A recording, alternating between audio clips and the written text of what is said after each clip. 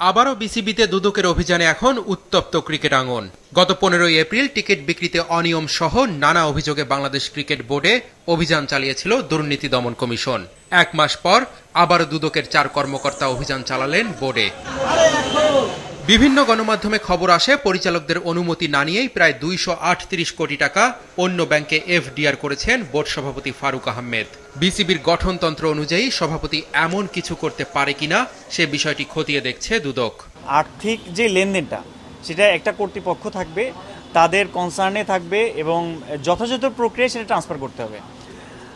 আর্থিক অনিয়মের ব্যাপারটা কখন সংগঠিত হয়ে থাকে, কিভাবে সংগঠিত হয় সেটা যাচাই করতে আমরা রেকর্ডপত্র ছাড়া কিছু বলতে পারি না। এখন প্রতিটা ডকুমেন্ট যেভাবে ট্রান্সফার করেছে তারা অর্থ, সেখানে সিগনেটরি কারা ছিলেন, তাদের গঠনতন্ত্রে আসলে এই দায়িত্বটা বা এই অথরাইজেশনটা কার উপরে বর্তায়, সেই ব্যাপারগুলো আমাকে যাচাই করতে হবে। তারা যে দাবি করছেন যে সঠিক ব্যাংকিং চ্যানেলে তারা রেখেছেন বা নিরাপদ জায়গায় সেফ জোন যেটাকে বলি, যে ব্যাংকিং যেই আমাদের যে ব্যাংক তিনটা ক্যাটাগরি যে নিয়ে আসছে, সেটা হয়েছে কি না আদতে, তাদের দাবিটা কতটুকু যৌক্তিক। এছাড়াও তৃতীয় বিভাগ ক্রিকেট বাছাইয়ে অনিয়ম, গঠনতন্ত্রে অসঙ্গতি ও আর্থিক দুর্নীতির সুনির্দিষ্ট অভিযোগ রয়েছে বিসিবি ও সিসিডিএম এর নামে।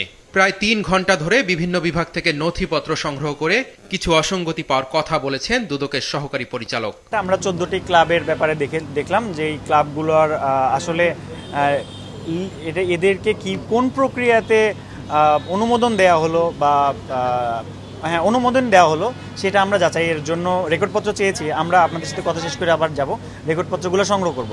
আমরা কিছু সময় জানতে পেরেছি যে এদের মালিকানা পরিবর্তন হচ্ছে, পূর্বের মালিক থেকে নতুন কমিটি কেন হচ্ছে, কারা হচ্ছেন এবং তাদের উদ্দেশ্যটা কি সেটা আমাদের দেখতে হবে। সিসিডিএম থেকে এই 3rd ডিভিশনের কোয়ালিফাইংয়ের জন্য অনুমোদন দেওয়া হয় বা এই পার্টিসিপেশন কল করে বা বিজ্ঞাপন দেয়, তারপরে তারা সেই কোন প্রক্রিয়াতে একটা প্রক্রিয়াতে গিয়ে তাদেরকে অংশগ্রহণ করায়। আমরা দেখেছি যে 2টা টিমকে, মাত্র 2টা টিম তারা এনলিস্টেড হয়েছে, তাদেরকে দিয়ে একটা খেলার আয়োজন করে পরবর্তী তাদের 2জনকে কোয়ালিফাই করে দিয়েছে। অভিযুক্তদের বিরুদ্ধে তদন্ত শেষ হলেই তাদের নাম প্রকাশের কথা জানিয়েছেন দুদকের কর্মকর্তারা।